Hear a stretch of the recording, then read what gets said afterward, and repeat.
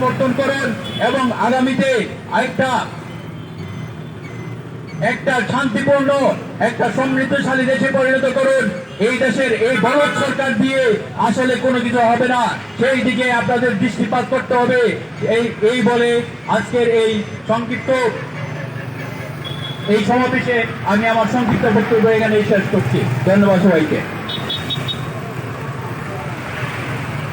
সংগ্রামী বন্ধুগণ, এই বাংলাদেশে যে নানা ধরনের সংকট আমরা দেখতে পাই, সর্বগ্রাসী সংকটে বাংলাদেশের মানুষ আজকে বিপরীত হয়েছে।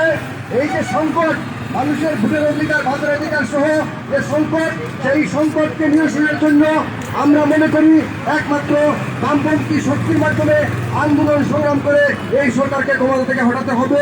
প্রিয় বন্ধুগণ, এ পর্যায়ে আপনাদের সামনে বক্তব্য রাখবেন বাংলাদেশের কমিউনিস্ট পার্টি সিলেট জেলা কমিটির বিপ্লবী সভাপতি কমরেড ফরহাদ হোসেনকে বক্তব্য রাখার আহ্বান জানাচ্ছি।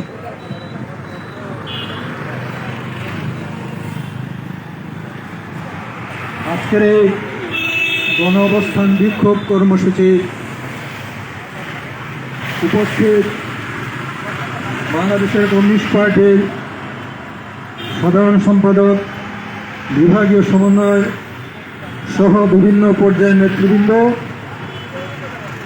যুব ইউনিয়ন, ওডিসি ছাত্র ইউনিয়নের নেতৃবৃন্দ সহ উপস্থিত সবাইকে আজকের এই কর্মসূচি সফল করে তোলার জন্য বাংলাদেশের কমিউনিস্ট পার্টি সিলেট জেলা কমিটির পক্ষ থেকে সংগ্রামী অভিনন্দন জানাচ্ছি।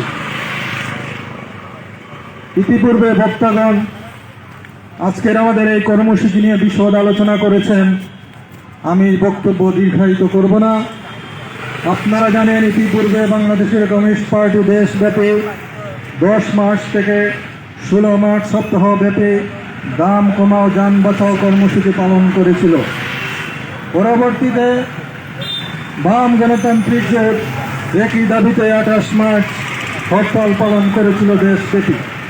পবিত্র রমজান মাসে সঙ্গত কারণে আমরা আশা করেছিলাম সরকার দেশের মানুষের দ্রব্যমূল্য আগুন থেকে, মানুষের এই দ্রব্যমূল্যের নির্যাতন থেকে রক্ষা করবে, কিন্তু সরকার কোনো পদক্ষেপ নেয় নাই।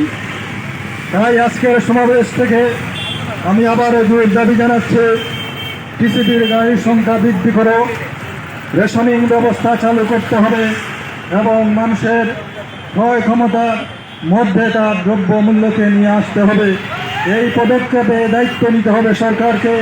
যদি সরকার জনগণের এসব দাবি মানবে না, আমরা দেখেছি যে আন্দোলন ছাড়া কোনো দাবি আদায় হয় না, এই সরকারের কাছে আমরা সেই লক্ষণ দেখছি না। তাই আগামীতে আমাদের যে ধারাবাহিক আন্দোলন চলছে, সেই ধারাবাহিক আন্দোলনে সবাইকে আহ্বান জানাচ্ছি, এই দাবি দেওয়াগুলো আদায় করতে হলে আমাদেরকে আন্দোলন সংগ্রামে নামতে হবে। টিসিবির গাড়ির পেছনে মানুষকে আমরা যখন দেখি খাঙ্গালের মতো লাইনে দাঁড়িয়ে থাকতে, তখন মানবতার মর্যাদাহানি হয়, তখন মানবতা বিপর্যস্ত হয়।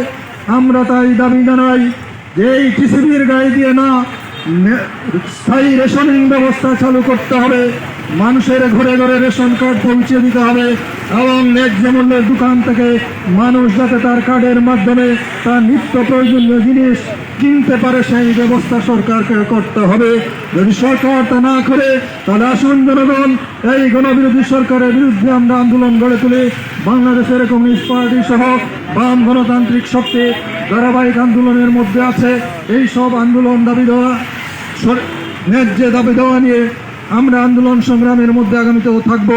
সেই আগামী দিনে আন্দোলন সংগ্রামে আপনাদের সক্রিয় অংশগ্রহণ আহ্বান করে আজকের এই সমাবেশের আমি এখানেই সমাপ্তি ঘোষণা করছি। বিপ্লব দীর্ঘজীবী হোক।